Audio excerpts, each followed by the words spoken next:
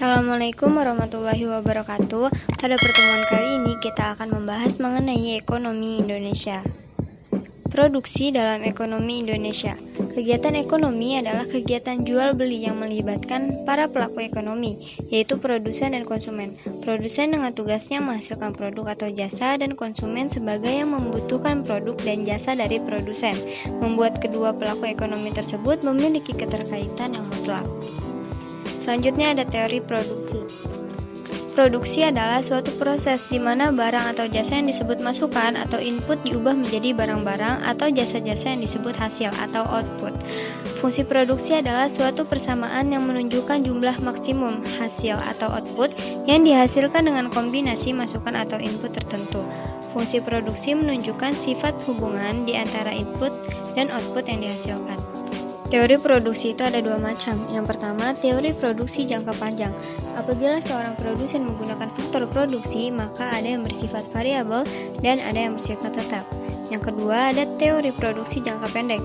Apabila semua input yang digunakan adalah input variabel dan tidak terdapat input tetap, sehingga dapat diasumsikan bahwa ada dua jenis faktor produksi, yaitu tenaga kerja dan modal. Selanjutnya ada peranan konsumsi dalam perekonomian Indonesia dan kaitannya dengan ekonomi Islam. Yang pertama, konsumsi menurut ekonomi konvensional tujuan. Konsumsi dalam teori ekonomi konvensional adalah mencari kepuasan tertinggi.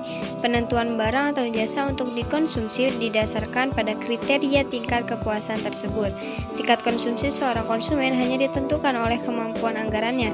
Semakin tinggi pendapatan seorang konsumen, maka barang yang semula dianggap barang mewah akan berubah menjadi barang normal atau barang inferior. Dengan demikian, konsumen itu tidak pernah berhenti mengkonsumsi.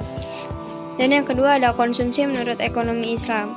Perilaku konsumsi konvensional tersebut tidak dapat diterima begitu saja dalam sistem ekonomi Islam, tetapi ada beberapa aturan yang harus dipatuhi oleh umat Islam dalam melakukan kegiatan konsumsi. Manan menjelaskan bahwa konsumsi itu dikendalikan oleh 5 prinsip, yaitu keadilan, kebersihan, kesederhanaan, kemurahan hati, dan moralitas. Seorang konsumen muslim juga harus memperhatikan berbagai etika dalam berkonsumsi. Muhammad mengemukakan berbagai etika konsumsi yang harus diperhatikan, yaitu sebagai berikut, yaitu ada tauhid, adil, free will, amanah, halal, dan sederhana. Faktor yang mempengaruhi konsumsi ekonomi Indonesia. Ada beberapa faktor yang mempengaruhi konsumsi, yaitu diantaranya Keynes menyatakan bahwa konsumsi dipengaruhi oleh pendapatan disposable. Pendapatan disposable adalah pendapatan setelah dikurangi pajak dan merupakan pendapatan yang siap dibelanjakan. Pendapatan disposable yang ada pada dasarnya digunakan untuk memenuhi kebutuhan pengeluaran konsumsi dan sebagai lain digunakan untuk menabung. Selanjutnya ada pengambilan keputusan dalam ekonomi. Pengertian ekonomi dalam Kamus Besar Bahasa Indonesia yaitu ilmu ekonomi merupakan cabang ilmu yang tertuju pada asas-asas produksi, distribusi, pemakaian barang atau kekayaan. Kekayaan yang dimaksud adalah termasuk uang, perdagangan, atau segala perindustrian. Juga hal-hal yang berkaitan dengan pemanfaatan uang, tenaga, waktu, dan sebagainya. Keputusan dalam ekonomi.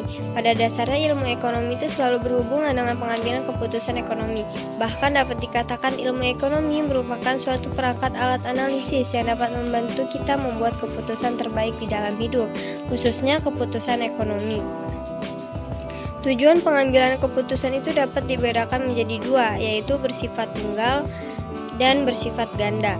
Yang pertama, bersifat tunggal, terjadi jika keputusan yang dihasilkan hanya menyangkut satu masalah saja, dalam artian bahwa sekali diputuskan maka tidak ada kaitannya dengan masalah lain. Yang kedua, bersifat ganda, terjadi jika keputusan yang dihasilkan menyangkut lebih dari satu masalah, dalam artian bahwa keputusan yang diambil tersebut sekaligus memecahkan dua atau lebih masalah yang sifatnya kontradiktif atau yang bersifat tidak kontradiktif.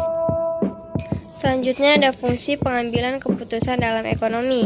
Yang pertama, pangkal permulaan dari seluruh aktivitas manusia yang sadar dan terarah, baik secara individual ataupun secara kelompok, baik itu secara institusional maupun secara organisasional.